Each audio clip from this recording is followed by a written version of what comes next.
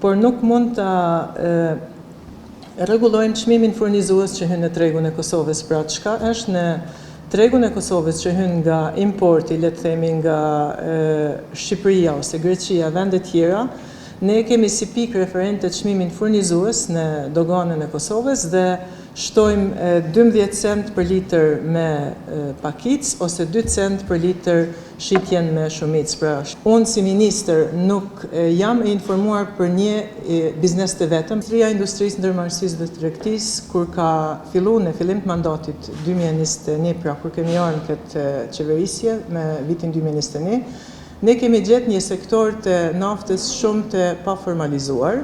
Po, për sektorin e naftës jemi më mirë ligjërisht të kompletuar, edhe pse kemi synuar edhe për shumë produkte tjera esenciale ose thelbësore në rast të çrregullimit të tregut. Për shembull, kemi pasur ligjin për rregullimin e çmimeve të produkteve bazë në rast të çrregullimit të tregut, të cilin ligj për produktet esenciale ose thelbësore për popullatën tonë përfshirë produktet ushqimore, përfshirë naftën, përfshirë drurin e të tjera, ne nuk arritëm që ta kem këtë ligj në fuqi për shkak të kundërshtimeve nga opozita, duke aluduar që ne po e ngushtojmë konkurrencën e lirë në treg dhe kjo rezultoi me përgjigje negative nga gjykata kushtetuese ku këtë ligj nuk e kemi në fuqi. Por e mira e sektorit të naftës është që kemi një ligj për produktet e naftës në fuqi tashme, por nuk mund të rregullojmë çmimin furnizues që hyn në tregun e Kosovës. Pra çka është në tregun e Kosovës që hyn nga importi, le të themi nga Shqipëria ose Greqia, vende tjera, ne kemi si pikë referente çmimin furnizues në doganën e Kosovës dhe shtojmë 12 cent për litër me pakic ose 2 cent për litër shitjen me shumic. Pra, shitjen me pakic dhe me shumic.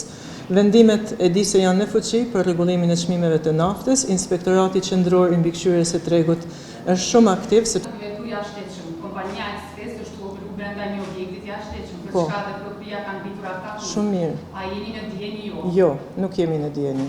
Nuk jemi as pak të njoftuar. Ministria e Industrisë Ndërmarrësisë pikërisht për sektorin e naftës ka intensifikuar inspektimet përmes Inspektoratit Qendror të Mbikëqyrjes së Tregut, duke rritur inspektimet për më shumë se 100% gjatë këtij mandati. Unë si ministër nuk jam e informuar për një biznes të vetëm, por jam e informuar për bizneset të ndryshme të cilat inspektohen, të cilat gjobiten, por edhe të cilat motivohen për mu licencu. Unë do të përgjigjem me shkrim, a e ka marrë apo jo.